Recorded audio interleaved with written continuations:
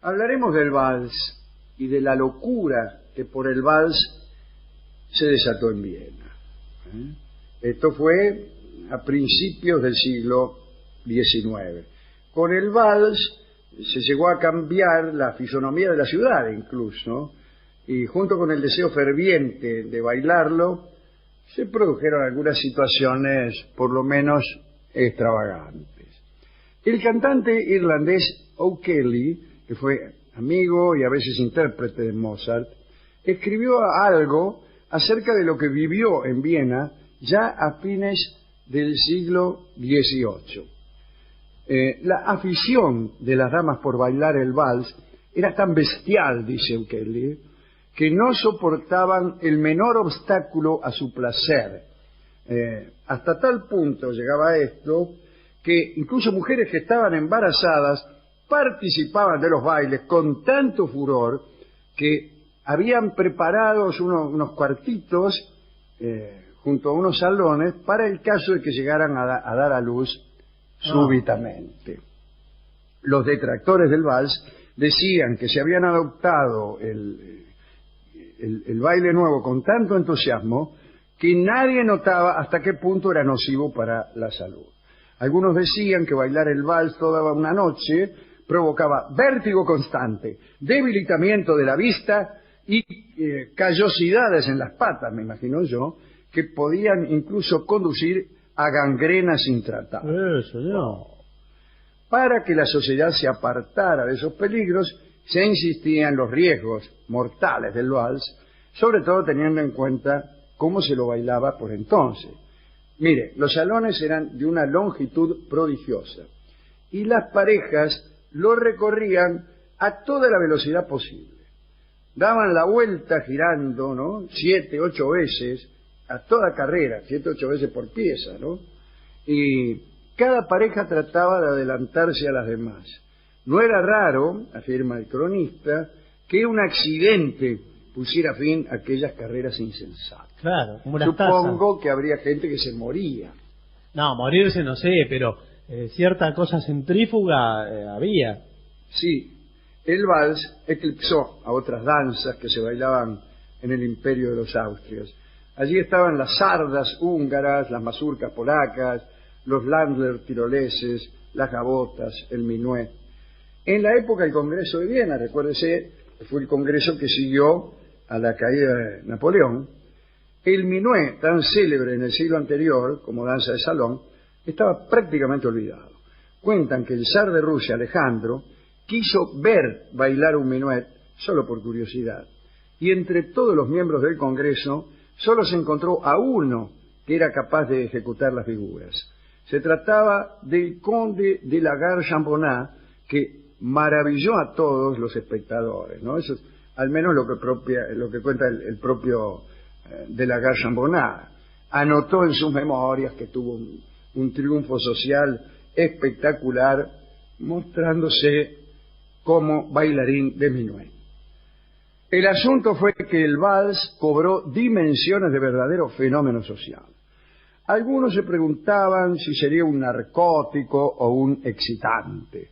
Otros estaban fascinados por las nuevas posibilidades galantes que ofrecía la danza, ¿no? Porque uno podía apretar el cuerpo de la pareja en contraste con las danzas más antiguas en que se guardaban distancias perfectamente reguladas. Los filólogos encuentran la etimología de vals en el latín, volvere. Es igual, ¿no? Sí. El hecho de girar, de volver sobre sí, es el carácter esencial. En 1780, por primera vez se aplicó la palabra vals a una danza que apareció en el escenario en una ópera de Martín y Soler, Cosa Rara se llamaba, esto durante el reinado de José II. Y el calificativo vienés, val vienés, se agregó a partir del momento en que se hizo famoso Johann Strauss. El vals, decíamos que había modificado la fisonomía de Viena porque hubo que satisfacer el desmesurado afán de danzar, la muchedumbre de bailarines y el espacio que insumía aquel baile llevaron a la construcción de enormes salas rodeadas de anexos para reposar, para recuperar la fuerza. En los salones vieneses destinados al vals, con sus jardines y anexos, solían reunirse, anote bien, 50.000 personas. Eran construcciones magníficamente decoradas, y un pionero de los salones de danza fue Sigmund Wolfson, que era el que levantó el Salón Apolo. Wolfson era médico, se había hecho rico con la fabricación de brazos artificiales. Vendía brazos artificiales. Como había mucha guerra en aquel tiempo, imagínese. Pero más ganó con los que pagaban por acostarse en su lecho de salud. Era una especie de cama que provocaba fantasías amorosas, ¿no? Una cama eléctrica que se calentaba y provocaba ciertos escozores placenteros. Bueno, cubierto de honores por el emperador Francisco, Wolfson tuvo licencia para construir el más grande de los salones de baile. Había estatuas de las diosas griegas, de las musas, genios, bosques artificiales, grutas para los enamorados, cascadas. En la noche de inauguración, la fila de carrozas para llegar hasta el ingreso era de 7 kilómetros. Y por ahí pasaron más tarde todos los asistentes del ya mencionado Congreso de 1815. Pero Wolfson terminó mal. Ganó mucho dinero, pero su amor al lujo se la gastaba en pavadas. Y en 1819, en las paredes del salón, pudieron verse unos carteles que decían: se remata la sala llamada Apolo con todo su contenido para pagar las deudas de su propietario. Pudo pagar las deudas, pero vivió en la miseria, incluso mendigando, hasta los 85 años. Existieron otros, muchos lugares fastuosos, con decoraciones moriscas, hindúes, góticas, en donde además del vals se agregaban distintas atracciones. En el Tivolí, para los que descansaban del baile, había peleas de gallos y de pavos. Qué bueno, ¿eh? Ir a bailar y en el intervalo una pelea de pavos.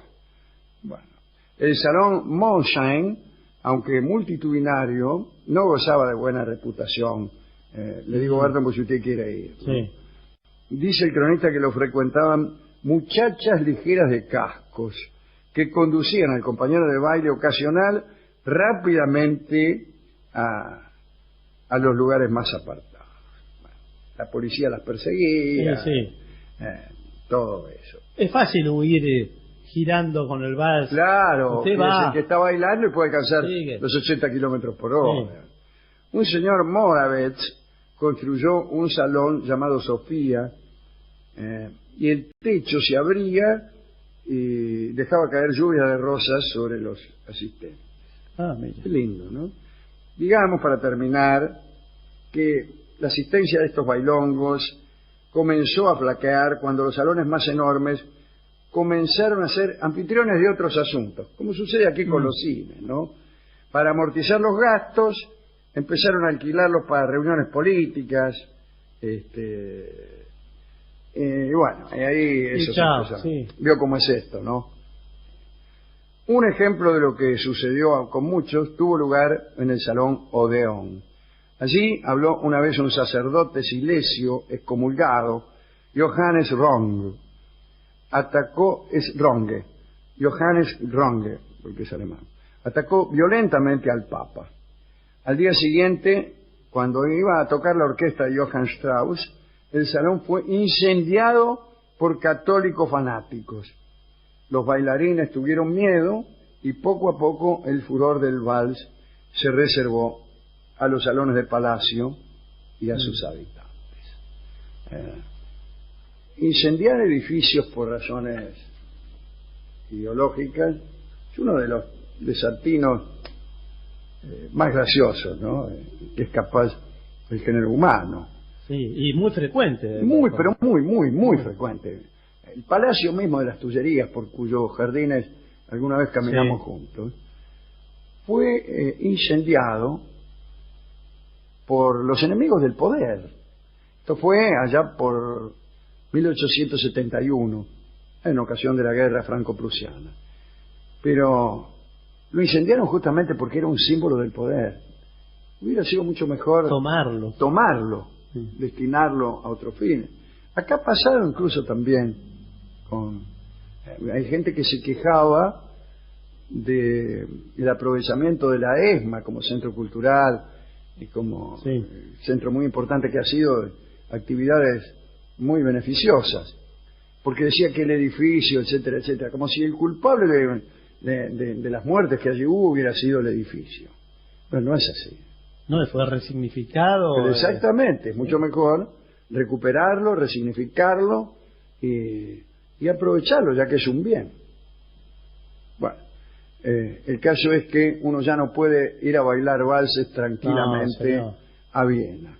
Y en esos grandes salones había pocas columnas también, porque ese es un detalle, digo, del diseño de esos salones de baile tan grandes, que mientras menos columnas tienen, y mejor se baila. Imagínese, si usted tiene que andar gambeteando, además de la gente, a las columnas, claro, es horrible. Es difícil. Igual no sé cómo lo sostienen. Yo recuerdo acá en Mar del Plata, acá nomás, el Hotel Provincial tiene un gran salón gigantesco y no tiene columnas, ni una sola columna en el medio. Es que bueno, el Provincial es un edificio construido con mucha sabiduría. Es de Bustillo. Y ahí está también, bueno, los techos, como se recuerda un edificio que tiene más de 2000 años, que es el Panteón en Roma. El Panteón no tiene columnas y tiene un techo enterizo, que fue creo el primero que se hizo con ese tamaño, el Duomo que le llaman, ¿no? Y que todos se preguntaban cómo lo habían hecho. Bueno, para todos aquellos que quieran ir a bailar valses al Duomo, las entradas están en la boletería.